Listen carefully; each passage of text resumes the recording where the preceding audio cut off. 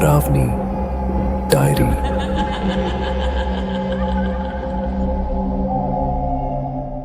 आपका स्वागत है डरावनी डायरी चैनल पर।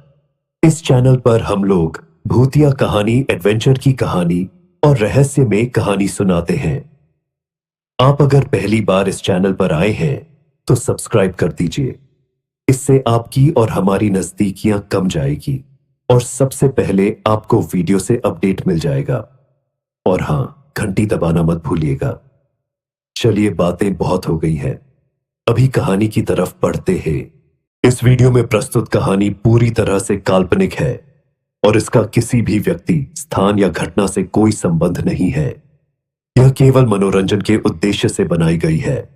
मेरी आपसे बस एक विनती है कि वीडियो को अंत तक पूरा देखें। धन्यवाद। आज की कहानी है जंगल का रहस्य।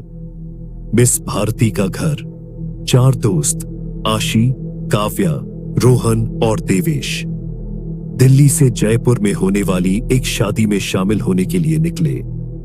ये चारों बचपन के दोस्त थे और हर सफर को रोमांचक बनाने का मौका नहीं छोड़ते थे। नेशनल हाईवे के बजाय उन्होंने बैक रोड्स से सफर करने का फैसला किया ताकि राजस्थान की ग्रामीण खूबसूरती का आनंद ले सके। सफर के दौरान सूरज ढलने लगा था।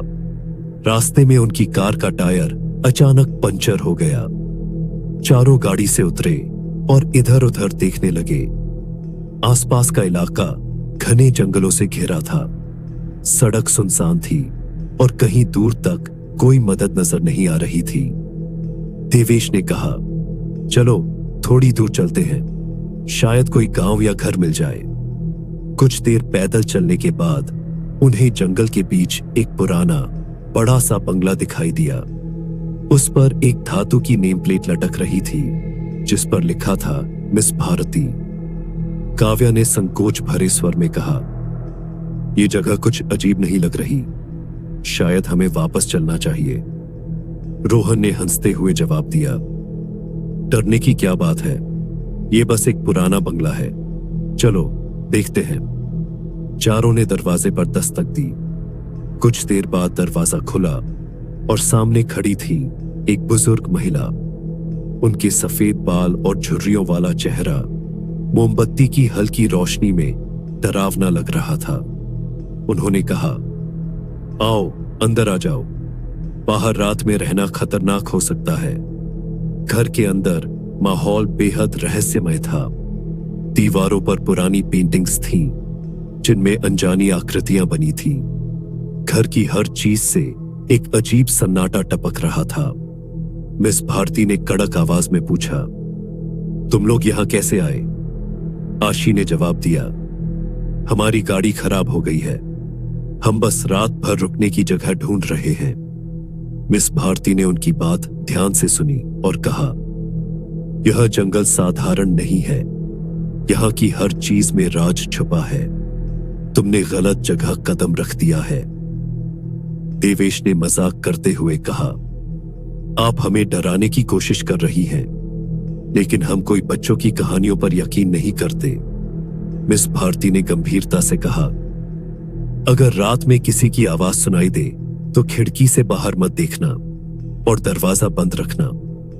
रात बढ़ती गई। चारों दोस्त अपने कमरे में थे, लेकिन घर के बाहर से अजीब अजीब आवाजें आ रही थीं। कभी किसी के चलने की आहट तो कभी खिड़की पर हल्की दस्तक। आखिरकार रोहन ने खिड़की के पास जाकर बाहर झांक लिया।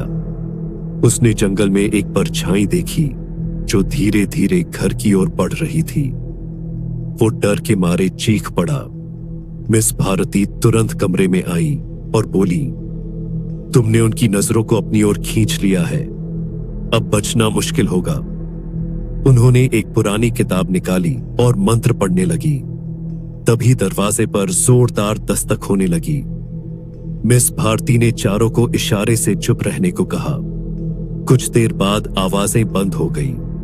सुबह होते ही उन्होंने चारों को जंगल से बाहर जाने का गुप्त रास्ता बताया।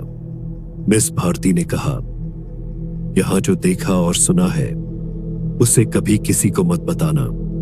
यह जगह अपने राजों के साथ जिंदा रहती है। चारों जब जंगल से बाहर आए और पीछे मुड़कर देखा तो बंगला गायब था। उस घटना के बाद वे कभी उस बारे में बात नहीं कर सके, लेकिन एक सवाल हमेशा उनके दिल में रहा, मिस भारती कौन थी और वो बंगला कहां गायब हो गया।